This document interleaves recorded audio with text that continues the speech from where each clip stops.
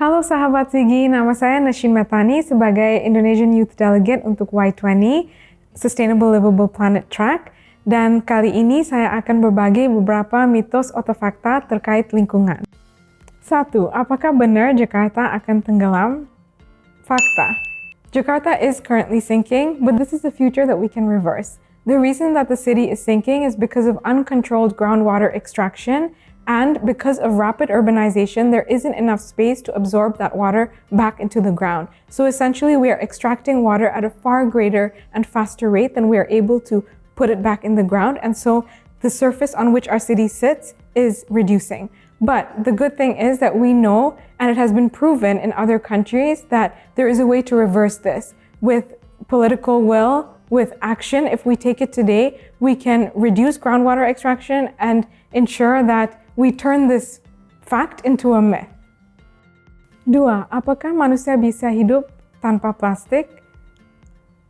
Fakta. Certainly, humans can live without plastic because the plastic industry is only a few hundred years old, whereas human civilization is thousands of years old, and we have had thriving, healthy, rich societies far longer than we have had the plastic industry. This is not about reverting back to traditional ways of life, but it's about formulating our economies in a way that is less extractive. 3. Masalah lingkungan terjadi karena banyaknya populasi manusia? Mitos. Environmental challenges are a result of many factors and cannot be attributed to just the scale of our population. The primary reason is the framework under which this population is operating under. Its extractivist economy, and if we are able to change that, and we must, we will be able to create societies that are healthy, that are thriving, to include every single person, all of the population that we have. 4. Kota-kota di Indonesia kotor karena orang Indonesia malas buang sampah? Mitos. The primary reason for pollution in cities is a lack of adequate waste management infrastructure. If we have adequate waste management in our cities, it makes it far easier to allow residents to participate in behaviors that make sure that we are not polluting our environments. Just as a simple example, when Indonesians go to other cities, do all of those cities become polluted as well? They don't, because the infrastructure is in place to handle the waste. So it is unfair to blame people. We need to make sure that the infrastructure is there to enable good habits. 5. Apakah produk ramah lingkungan selalu mahal? Mitos. The reason we sometimes think that sustainable products are more expensive is actually a reflection of the inaccuracy of our pricing mechanism. For example, when we cut down a forest, we say that we increase our GDP because we have timber. But that doesn't take into account all of the future costs that are associated with that action. For example, the costs of flooding that will inevitably increase as a result of cutting down the forest, the cost to our health infrastructures because we are reducing the quality of our air.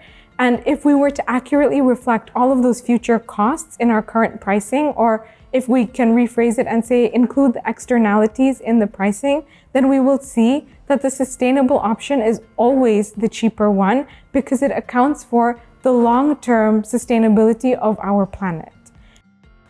6. Apakah Indonesia mampu mencapai net zero emission di tahun 2060? Fakta. We must believe that Indonesia will be able to do this. It does require more committed and more immediate action, but this is something that we must work for, that we must work together for, and in fact, we must work to ensure it happens more quickly than 2060. 7. Apakah manusia mampu hidup tanpa batu bara? Fakta. There are many other energy sources that are far more sustainable than fossil fuels, such as solar, wind, water, and many other sources of power as well. In fact, if we turn to renewable forms of energy, we will be able to ensure more equal futures for everyone because those sources are unlimited, whereas fossil fuels are limited, and we cannot continue in this way if we are to ensure equal futures for the generations to come. 8. Hutan hujan tropis terbesar sebagai paru-paru dunia ada di Brazil, Kongo, dan Indonesia? Fakta. In fact, Indonesia is home to some of the largest and most diverse tropical rainforest ecosystems, as well as home to some of the largest carbon stocks in the world. Some of the largest areas of peatlands are located in Indonesia, and these are really important ecologies, not only for our country, but for the world system. This is because these landscapes store thousands of years of carbon, and by keeping them in the ground, we can ensure that the planet remains stable for generations to come. Thank you for watching this series of myth and fact about the environment. It's only when we educate ourselves about the world around us and raise awareness can we start to take meaningful action towards the futures we want. So some of the things we must do is to organize ourselves, to raise awareness, and act together towards and demand the change that we want. And we must never lose hope. Even in the face of challenges we face today, we can change the course of the future we are headed towards by working together collaboratively.